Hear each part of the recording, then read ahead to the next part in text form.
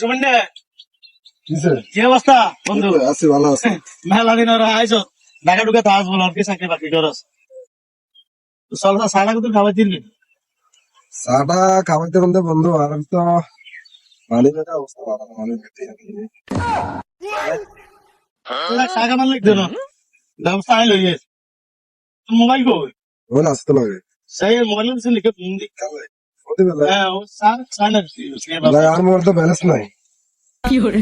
হলো নি আচ্ছা তাহলে ওই কটা বাজে ঘর গেছে আসেন কি লেটার কাজ যাবেন? হ্যাঁ তা সাইন মানে মোবাইলে ব্যাটারি সমস্যা হয়ে গেছে, হ্যাঁ ব্যাটারি সমস্যা হয়ে গেছে।